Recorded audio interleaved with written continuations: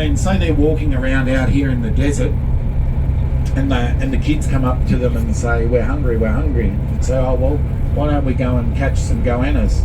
So how do you think we'd catch the goannas?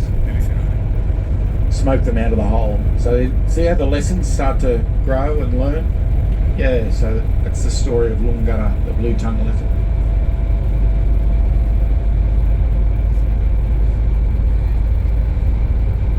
So as we come around past all of those caves, a lot of interesting erosion there.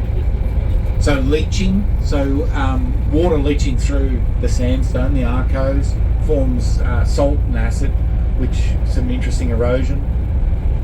Wind, of course, as well. And you'll start to see as we're getting closer, there's a bit of a flaking effect.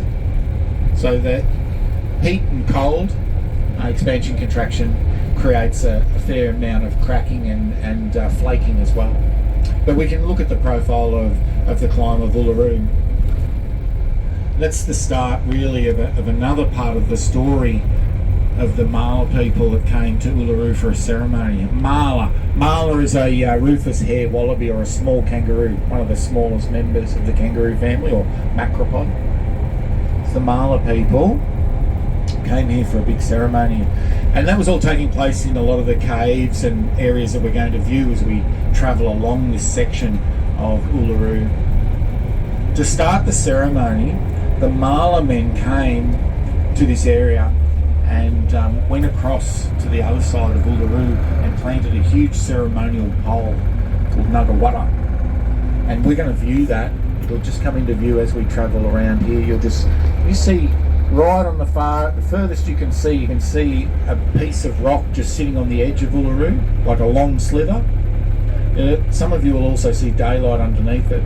So that's Nagawara. They planted that ceremonial pole, and of course that signified the start of a ceremony. A lot of preparations and separation. So men and women, boys and girls, old men kept an eye on the young boys, or the bush boys, in different caves along this area. Now a lot of this story was told or retold by Jari, which is a marsupial mole. A marsupial mole lived in the cave on our direct right now. So you can see a lot of little pock holes, just quite close, just above the heads of those people, the two people that are walking along there. She poked her head out and watched this ceremony taking place in Jari. Marsupial mole that lives in the sand dunes. Very rare.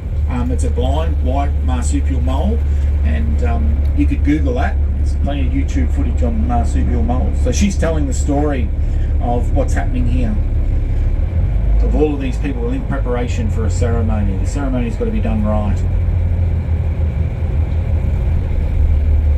And just as we're travelling along now, some great views.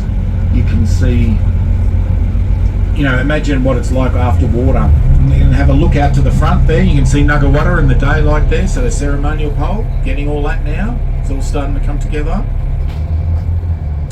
So take some photos now, but shortly when we get up to that bus just in front, I was going to ask you not to take photos for a little while. And one of the reasons for that is that the Aboriginal people, it's not that they talk about certain things in certain places. So it's not necessarily taboos, but there's some sacred areas around the base of Uluru, and they ask us to respect that. And they say that if you were to take an image of that away and talk about it, say, over your kitchen table, it'll be a misrepresentation. So while they're happy to talk about certain things to certain levels, they do ask that we respect that. They're happy for those broader views further away, but up close, we're getting to some very significant cultural areas. So just as we travel past this bus, they're going to ask that you don't take videos or photographs.